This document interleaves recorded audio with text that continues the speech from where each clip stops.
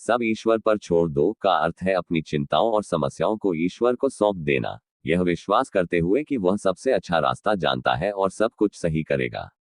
यह आध्यात्मिक समर्पण का एक रूप है जहां आप अपनी पूरी कोशिश करते हैं और फिर परिणामों को ईश्वर के हाथ में छोड़ देते हैं। यह एक सकारात्मक दृष्टिकोण बनाए रखने, विश्वास करने और ईश्वर की योजना में शांति खोजने का एक तरीका है। इसका क्या अर्थ है? समर्पण और विश्वास। इसका मतलब है अपनी इच्छाओं को ईश्वर की इच्छा के अधीन करना और उस पर भरोसा रखना कि उसकी योजना आपके लिए सबसे अच्छी है। चिंताओं को दूर करना। ये किसी भी चीज की चिंता न करने और ईश्वर पर विश्वास करने का निमंत्रण है, क्योंकि वह आपकी मानवीय समस्याओं से बड़ा है। संतोष और शांति। जब आप ईश्वर पर भरोसा करते हैं तो आप अपने जीवन में एक नई आजादी और शांति का अनुभव कर सकते हैं, क्योंकि आप सब कुछ उससे छिपाते नहीं हैं। वाक्य बहुत गहरा है, छोड़ दो, सब अपने आप ठीक हो जाएगा। दरअसल ये जीवन का एक बड़ा आध्यात्मिक रहस्य है। जब हम हर बात को अपने बस में करने की कोशिश करते हैं तो भीतर तनाव और बोझ बढ़ता है। लेकिन जैसे ही हम ईश्वर, समय और जीवन की धारा पर भरोसा करना सीखते हैं, चीजें अपने आप संतुलित होने लगती हैं।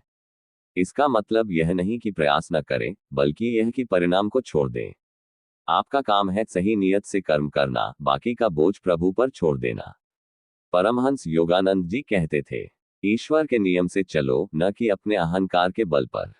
जो चीज तुम्हें छोड़नी है उसे छोड़ दो और देखो कैसे जीवन स्वयं तुम्हारे पक्ष में काम करने लगता है। तो जीवन में जब उलझने हो तब यह मंत्र याद रखिए। प्रयास करो, परिणाम छोड़ दो, विश्वास रखो। ये कैसे काम करता है?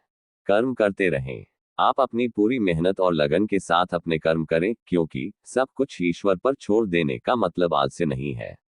ईश्वर की इच्छा को स्वीकार करना। जो भी होता है उसे ईश्वर की मर्जी माने। ऐसा सोचने से आपके लिए सब कुछ सहज और सरल हो जाता है। विश्वास का रिश्ता बनाना। ईश्वर के साथ विश्वास का रिश्ता बनाने से आपको अपनी सभी चिंताओं और समस्याओं को उन पर छोड़ने का आत्मविश्वास मिलता है। जब आप कहते हैं सब ईश्वर पर छोड़ दो, तो आप कहते हैं कि आप अपना सर्वश्रेष्ठ प्रयास करेंगे, लेकिन परिणाम ईश्वर पर छोड़ देंगे। यह आपको चिंता से मुक्त करता है और आपको ईश्वर की शांति और आनंद की ओर ले जाता है। आध्यात्मिक आनंद की प्राप्ति एक गहन यात्रा है। ये यात्रा 4 स्तरों से होकर गुजरती है। प्रत्येक स्तर पर विशेष प्रकार की प्रेरणा, कार्यशैली और ईश्वर की कृपा की आवश्यकता होती है। इस यात्रा में मनुष्य का प्रमुख कर्तव्य है अपने प्रयासों से ईश्वर को प्रसन्न करना। यह मान लेना चाहिए कि जो भी उपलब्धि या सिद्धि उसे प्राप्त होती है, उसका श्रेय केवल ईश्वर को है। इस यात्रा का पहला स्तर परमात्मा को जानने के प्रयास से शुरू होता है। यहाँ ईश्वर को केवल एक शक्ति के रूप में नहीं, बल्कि प्रभुओं के भी प्रभु के रूप में देखना चाहिए। इस अवस्था में साधक अपने सभी प्रयासों के साथ अधिक से अधिक लोगों को आध्यात्मिक पथ की ओर प्रेरित करना होता है। यानी वह अपने अनुभव और ज्ञान दूसरों से बांटे और उन्हें भी ईश्वर की ओर अग्रसर करे। दूसरे स्तर पर साधना की चुनौतियां बढ़ जाती हैं।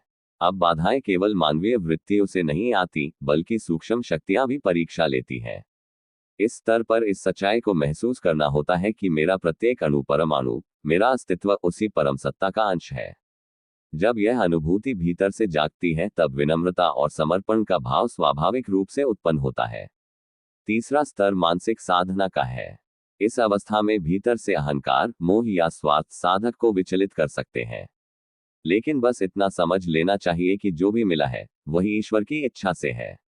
ऐसा सोचने वाले के लिए सब सहज हो जाता है। इस अवस्था में साधक अब ईश्वर को केवल प्रभु या सृष्टा के रूप में नहीं, बल्कि परम गुरु के रूप में देखने लगता है। अंतिम और चौथा स्तर अत्यंत सूक्ष्म और ऊंचे स्तर की चेतना का है। यहाँ साधक की बुद्धि अत्यंत कुशाग्र हो जाती है और उसका चित्त पूर्ण रूप से एक बिंदु में स्थित हो जाता है। यही बिंदु अवस्था, मन का पूर्ण एकाग्र हो जाना, आनंद प्राप्ति का वास्तविक द्वार है। यह स्थिति केवल गहरी साधना, आत्मसमर्पण और निरंतर अभ्यास से प्राप्त होती है। वैसे तो कहना तो बहुत कुछ कह सकते हैं, लेकिन कहने से क्या होता है, करना तो पड़ता ही है। कर्म के बिना कुछ नहीं हो सकता है। कर्म चाहे बुरा हो या अच्छा फल मिलता है।